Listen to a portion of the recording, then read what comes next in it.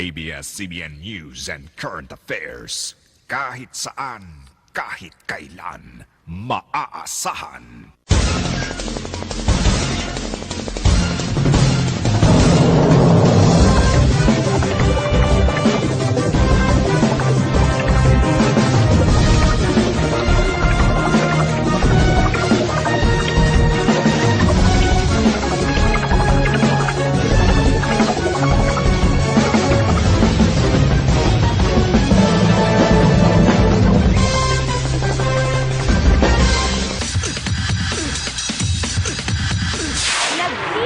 Not guilty si Annabel Rama sa kanyang arraignment para sa mga kasong libelo na isinampa ni Nadia Montenegro. Tiniyak naman ni Nadia hindi siya papayag sa direktiba ng korte na makipag-ayos kay Annabel. Nagpapatrol, Mario Dumawal.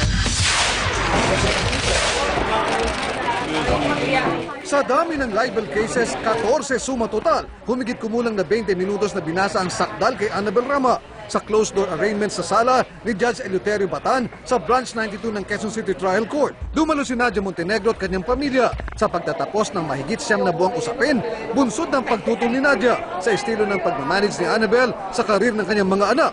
Every time she'd say not guilty, parang kumukulo dugo ko eh.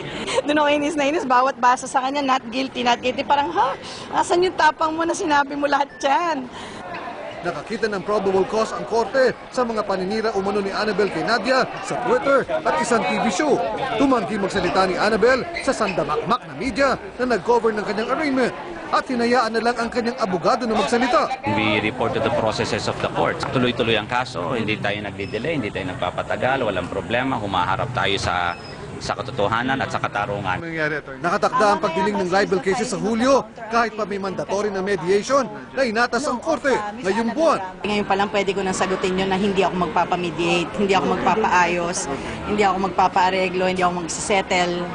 Kinahaponan nagsumit din naman si Annabel ng kanyang counter affidavit sa Caloocan para ipabasura ang libel case na isinampa ng partner ni Nadia na si Boy Asistio dahil umano sa paninirang puri din ni Annabel sa kanyang pamilya.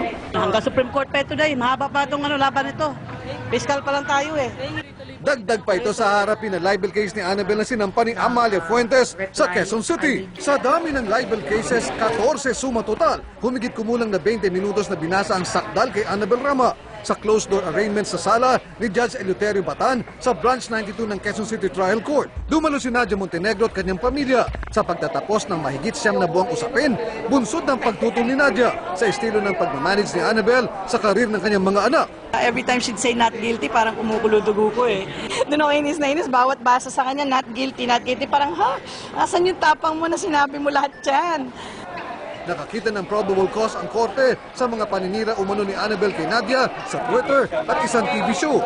Tumanggi magsalita ni Annabel sa sandamakmak na media na nag-cover ng kanyang arraignment at hinayaan na lang ang kanyang abogado na magsalita. We reported the processes of the courts. Tuloy-tuloy ang kaso, hindi tayo nagdidelay, hindi tayo nagpapatagal, walang problema, humaharap tayo sa katotohanan at sa katarungan.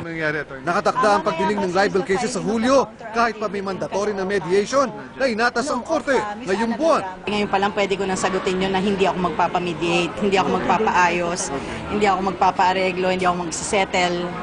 Kinahaponan nagsumit din naman si Annabel ng kanyang counter affidavit sa Caloocan para ipabasura ang libel case na isinampa ng partner ni Nadia na si Boy Asistio dahil umano sa paninirang puri din ni Annabel sa kanyang pamilya. Hanggang Supreme Court pa ito dahil, mahaba pa itong laban nito. Fiscal pa lang tayo eh. Dagdag pa ito sa harapin na libel case ni Annabel na sinampa ni Amalia Fuentes sa Quezon City. Sa dami ng libel cases, 14 suma total. Humigit kumulang na 20 minutos na binasa ang sakdal kay Annabel Rama sa closed-door arraignment sa sala ni Judge Eleuterio Batan sa Branch 92 ng Quezon City Trial Court. Dumalo si Nadia Montenegro at kanyang pamilya sa pagtatapos ng mahigit 9 na buwang usapin, bunsod ng pagtutol ni Nadia sa estilo ng pagmamanage ni Annabel sa karir ng kanyang mga anak. Every time she'd say not guilty, parang kumukulo dugo ko eh. Doon ako inis na inis, bawat basa sa kanya, not guilty, not guilty. Parang, asan yung tapang mo na sinabi mo lahat yan? Nakakita ng probable cause ang korte sa mga paninira umano ni Annabel